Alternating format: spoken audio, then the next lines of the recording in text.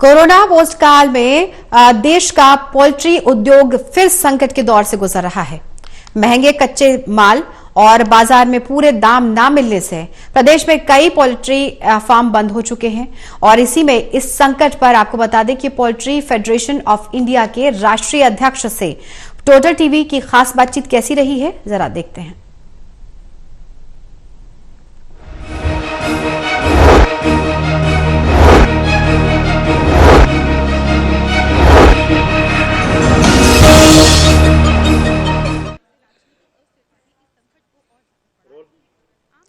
सर्दी का मौसम जब भी आता है हम अक्सर ये सुनते हैं संडे हो या मंडे रोज खाओ अंडे। लेकिन हरियाणा में जो अंडा उद्योग है, जो पोल्ट्री फार्म्स है, वो दरअसल कुछ संकट का सामना कर रहे हैं। हमारे साथ पोल्ट्री फेडरेशन ऑफ इंडिया के नेशनल प्रेसिडेंट रणपाल ढांडा जी हैं। सबसे पहले तो मैं आपके सभी दर्शकों को नमस्कार करता हूं। और जैसा कि आपने पूछा कि पोल्ट्री फार्मर संकट में है, इसका एक सबसे बड़ा कारण ये है कि सबसे पहले तो कोरोना की मार से एक जो कंजप्शन है वो कम हो गई। उसके बाद धीरे धीरे जैसे ही कंजप्शन आई है और पोल्ट्री में सुधार हुआ है, वैसे वैसे आज हमारे पास पूरे, मैं इंडिया की बात करूँगा कि ग्रेन की एक बहुत भारी समस्या का हमारे को सामना करना पड़ रहा है। जैसे हमारे फीड के प्रोडक्ट हैं, मेज है, सोया डीओसी है, बाजरा है, मस्टर्ड है। अब इन चीज़ों के दाम है ना पिछले 7, 8, 9 साल में तकरीबन डबल हो गए हैं। सरकार का ये वायदा था कि 2022 तक किसानों की आय दुगनी करना, और हरियाणा पंजाब तो वैसे भी किसानों के प्रदेश है, बहुत संख्या है, धान की बात हो, गेहूं की बात हो, तो किसानों को भी इससे परेशानी हो रही है। क्योंकि ज्यादातर इंडस्ट्री जो है, पोल्ट्री इंडस्ट्री, पोल्ट्री फार्म्स जो है, किसानों ने खेतों में एक जगह में अपना एक साइड बिजनेस शुरू किया हुआ था, तो किसानों को भी परेशानी हो रही है इससे। देखिए, मैं एक किसान भी हूँ, खेती बाड़ी भी करते हैं हम लोग। तो अगर मैं खेती बाड़ी के हिसाब से देखूँ तो एक बहुत अच्छा टाइम फार्मर के लिए चल रहा है, बहुत अच्छा, मतलब मैं कहूँगा। लेकिन एक एज ए मैं पोल्ट्री फार्मर बात करूँ तो पोल्ट्री फार्मिंग में जो हमारे सामने आने वाले टाइम में और बहुत ज़्यादा दिक्कतें आएंगी। जैसे क्योंकि मक्का की जो प्रोडक्शन है ना हमारे देश में, या ज़मीन का जो सोइंग कैपेसिटी है वो तो उतनी ही है तकरीबन। अब उसको धीरे धीरे मान लो बढ़ाएंगे तो एक चीज़ कट होगी तो दूसरी चीज़ पैदा होगी, वही करना पड़ेगा। तो प्रोडक्शन हमारे हिसाब से जितना होना चाहिए ना उतना प्रोडक्शन नहीं हो पा रहा है, जबकि पोल्ट्री में हर साल 8 से 10% की ग्रोथ है।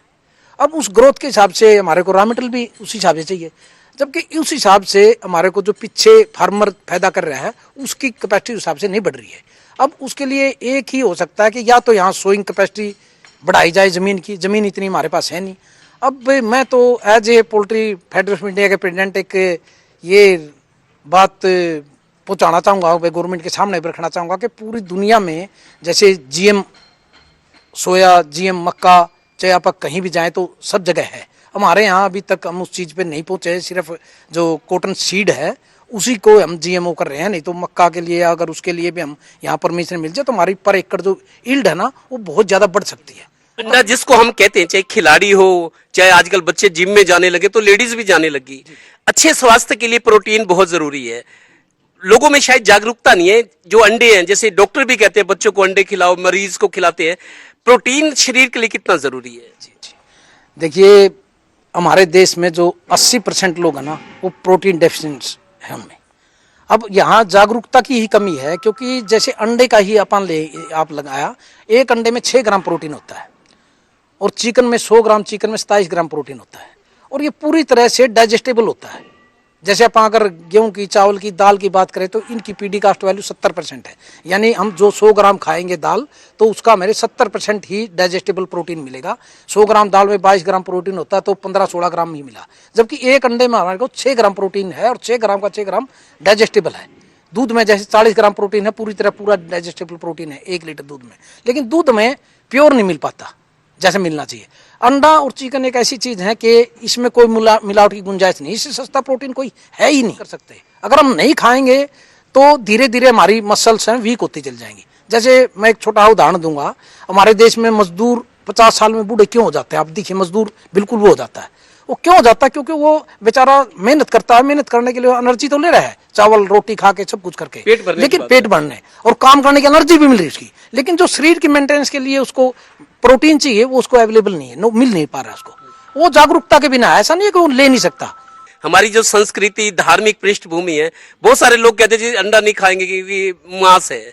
इसके बारे में भी हालांकि ये चीजें भी कि वैज्ञानिकों ने ये रिसर्च में साबित किया कि अंडा जो है वो शाकाहारी फूड है। जी, ये आपने बहुत अच्छा क्वेश्चन पूछा। आज हमारे यहाँ 90% लोगों को ये नहीं पता है कि जो अंडा हम टेबल एग है जो हम खाते हैं उसके अंदर कोई चिक्स नहीं है। आप उसको किसी मशीन के अंदर रखें, मुर्गी के नीचे रखें, कितने दिन रखें, उसके अंदर चिक्स निकलेगा ही नहीं, उसमें चिक्स है ही नहीं। ये तो ऐसे है जैसे हमने गाय भैंस से दूध लिया है वैसे ही मुर्गी ने अंडा दिया है। इसमें सरकार की तरफ से कोई सपोर्ट की जरूरत है। दूसरा आप ये भी बता रहे हैं कि बड़े प्लेयर इस इंडस्ट्री में भी आ गए हैं जिससे छोटे किसानों को नुकसान हो रहा है जो पोल्ट्री फार्म से अपनी एक साइड इनकम चला रहे हैं। हाँ, देखिए अभी भारत सरकार की तरफ से भी हमने या हरियाणा सरकार या राज्य सरकारों की तरफ से हमें एक पीछे इंटीग्रेशन के मामले पे पोल्ट्री फेडरेशन ऑफ इंडिया में मुहिम चलाई थी कि भाई जो बड़ी बड़ी कंपनियां आई हैं जो इंटीग्रेशन कर रही हैं, कॉन्ट्रैक्ट फार्मिंग कर रही हैं, वो कॉन्ट्रैक्ट फार्मिंग कर रही है तो उसमें वो फार्मर का उस हिसाब से मेहनताना नहीं दे रही जैसे उनको मिलना चाहिए। उनका पूरा इंफ्रास्ट्रक्चर यूज कर रहे हैं, वो उस फार्मर की मेहनत यूज कर रहे हैं, उसका बिजली का खर्च है, उसका लीटर बिछाने का है। कैमरामैन राजेश कुमार के साथ Devendra Kathoria, total news, Panipat bureau.